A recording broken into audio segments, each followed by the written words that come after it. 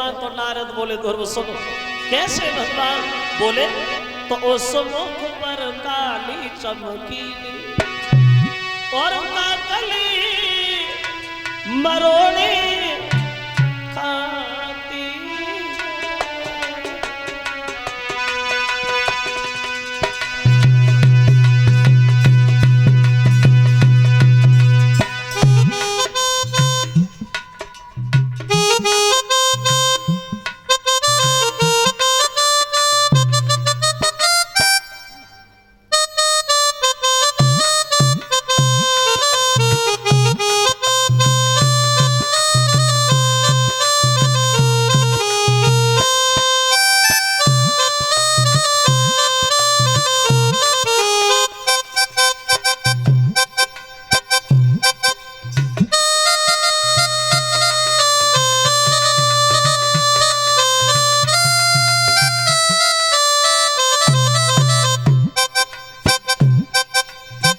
कैसे है भगवान? और नारद समझाने लगे पुत्र सुनो।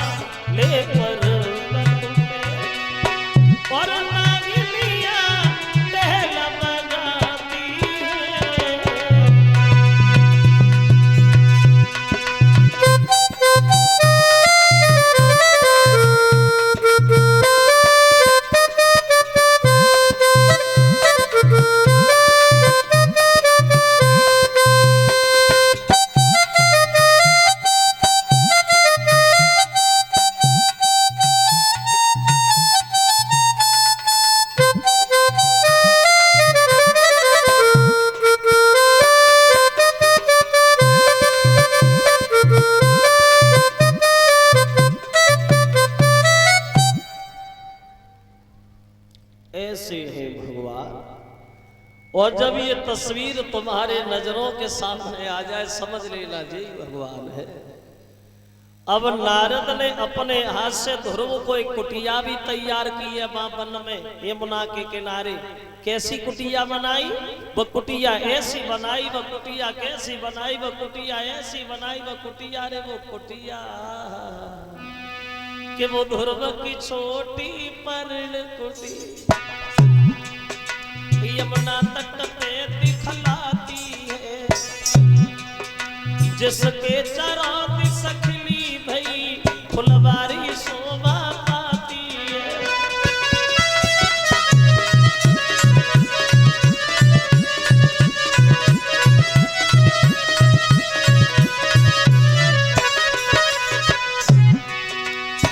कैसी कुटिया बनाई नारद ने?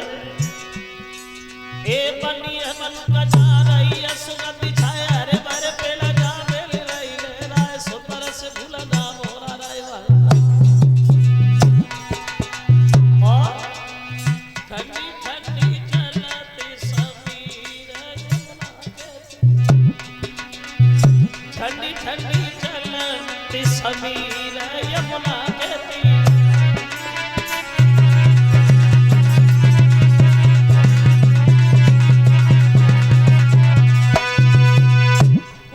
तैयार करके नारद चले गए। बोले लग जा अपने काम में। अब नारद तो चले गए, ध्रुव भजन करने लगे। 3 दिन हो गए ध्रुव को बैठे बैठे, अब की बार बैठे नहीं खड़े हो गए। और ध्रुव ने अपनी श्वास लेना ही बंद कर दिया। और जो ध्रुव ने श्वास लेना बंद किया तो कोहराम मच गया। क्षीर सागर खोलने लगा, इंद्र का इंद्रासन हिलने लगा। भगवान नारायण असमंजस से फंस गए। बोले नारायण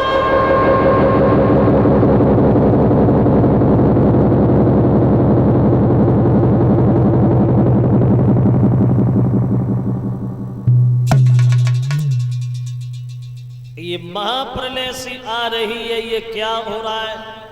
तो नारद जी बोले महाराज थोड़ी देर और बैठे रहो, अभी पता चल जाएगा क्या हो रहा है। अरे हो क्या रहा है, एक जरा सा बच्चा भजन कर रहा है और क्या हो रहा है, भगवान को तनिक आराम नहीं मिला, गरुड़ पे सवार हो गए, पहुंच गए भक्त के सामने। आवाज लगाई बेटा ध्रुव आंखें खोलो, लेकिन ध्रुव आंखें नहीं खोल रहे। जो भगवान की तस्वीर नारद ने बताई थी वह तस्वीर ध्रुव अपने दिल में छापे हैं, और जब आंखें नहीं खोली तो भगवान ने अपनी तस्वीर को ही अलग कर लिया। और जैसी भगवान की तस्वीर हटी, ध्रुव हाय पिता कह के जमीन पे गिरे, लेकिन जमीन पे गिरने से पहले भगवान ने भक्त को गोद ले लिया। बोलिए भक्तवत्सल भगवान की। ध्रुव की आंखों से आंसू निकल आए, जो गालों पे लकीर बनाते हुए भगवान की गोद में समाने लगे। तो भगवान बच्चे से पूछने लगे बेटा तुम रोए काहे को? कहने लगे महाराज तुम्हारे निर्दयीपन को निहार करके हमारे आंसू निकले आए। भक्तों को सताना अब तुम्हारा काम बन गया है परमेश्वर। मेरी माँ जौ की रोटी नमक के साथ खा के पेट भरती है, कभी हमारे घर पे नहीं गए। आपने ये कभी नहीं देखा कि हम लोग जिंदा कैसे हैं। भक्तों को दुख देना तुम्हारी आदत हो गई है। भगवान ने सुना तो भगवान हंसने लगे, हाँ पुत्र ध्रुव अब आई ना बात। सच तो ये है, अगर तुझे और तेरी माँ को जौ की रोटी नमक से न मिलती तो शायद तुम हमारा भजन करने के लिए जंगल में काहे को आते। वो ये बात भी सही है। दुख में सुमिरन सब करे, सुख में करे न कोई, और जो सुख में सुमिरन करे तो दुख काहे को हो। आदमी भगवान को कब याद करता है?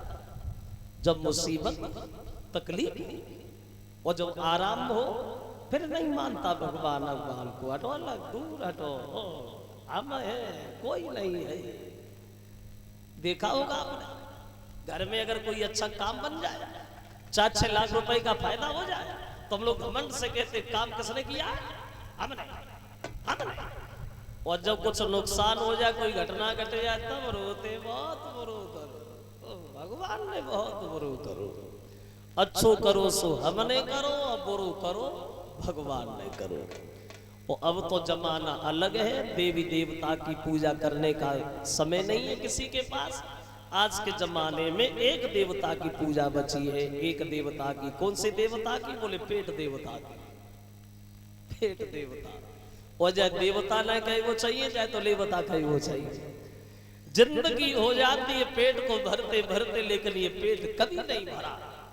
लगता है शरीर बनाया भगवान ने, अच्छा काम कर दिया, लेकिन एक कमी कर बैठे जो उसमें पेट बना दिया। अगर पेट नहीं होता तो काय की चिंता? न करने की चिंता, न खाने की चिंता, न रहने की चिंता, न चिल्लाने की चिंता। काय को चिल्लाते, आराम से घरे ना पड़ते हैं। वो इतना निश्चित है ये पेट, इस पेट को शरीर से भी कोई मतलब नहीं। एक हाथ टूटे टूट जाए, पैर टूटे टूट जाए, भले ही हॉस्पिटल में पड़े हो, तुम चिल्लाओ, हमें भरो, हम खाली नहीं रहेंगे। अगर पेट में दर्द शुरू हो जाए तो हाथ पटकता है, पैर पटकता है, लेकिन पेट को मतलब नहीं, मरो मर जाओ, हमें भरो। और पेट को भरने के लिए चाहिए क्या? रोटी। रोटी, दो ही अक्षर है रोटी। और रोटी का काम क्या है? नाचना। रोटी नाचती है। रोटी जब हाथ में होती है तब भी नाचती है, पटा पे आती तब भी नाचती है, तवे पे जाती तब भी नाचती है, और जब चूल्हे के अंदर घुसती है फिर भी नाचती है।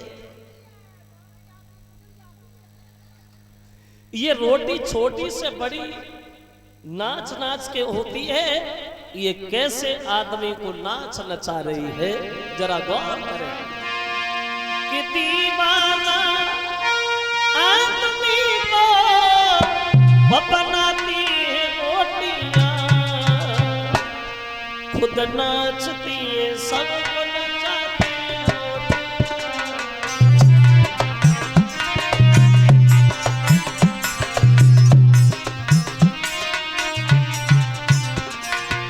देखिए रोटी के लिए कौन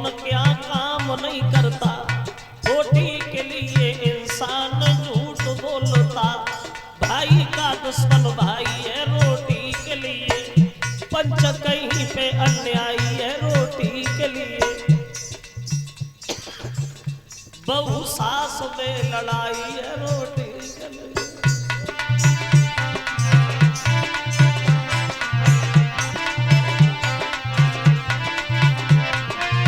और सुनो,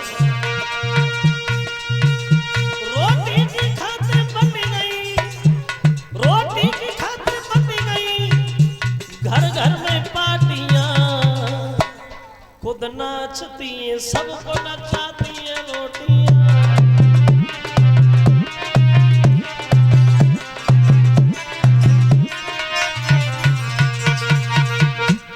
बोले खुद नाचती हैं सबको नचाती हैं रोटियां। भगवान बोले बेटा वरदान मांगो, दिल खोल के मांगो, जो मांगोगे हम वही दे देंगे। तो ध्रुव ने मना कर दिया, बोले प्रभु हम वरदान मांगने थोड़ी आए, दर्शन की लालसा लगी थी, दर्शन आपने हमें करा दिए, हमें कुछ ना दो। और फिर हम आपसे मांगी क्या, जो आप खुद ही हमें मिल गए तो हमें आपसे चाहिए क्या। भगवान बोले बेटा अगर तुम नहीं मांग रहे हो, तुम अपनी इच्छा से तुम्हें दी रही, जो जगह आज तक हमने देवताओं से छुपा के रखी, भाई जगह हम तुम्हें नियुक्त कर रहे हैं, शासन करना, चले जाना, तुम्हारे लिए द्वार हमेशा खुला रहेगा। और इंद्र को इशारा दिया, इंद्रदेव हमारे बच्चे को ऐरावत हाथी पे बिठाल करके इसके घर तक छोड़ के आ। देखिए कहां ध्रुव एक दिन पैदल पैदल भाग के गए थे, आज ऐरावत हाथी बैठ के जा रहे। और भगवान की थोड़ी सी लगाव हो जाए जीवन में, फिर क्या है, फिर तो आनंद ही आनंद है। और जो घमंड से चकनाचूर है वो भगवान से बहुत दूर है, क्योंकि अपनी आदत से ही मजबूर है। चले ध्रुव हाथी बैठ गए तो गांव के लोग भागे ध्रुव को देखने। तो ध्रुव ने मन में एक बात सोची, हमारे बड़े बूढ़े लोग पैदल जा रहे, हम हाथी बैठे, मुझे अच्छा नहीं लग रहा, मैं तो पैदल ही पैदल जाऊंगा।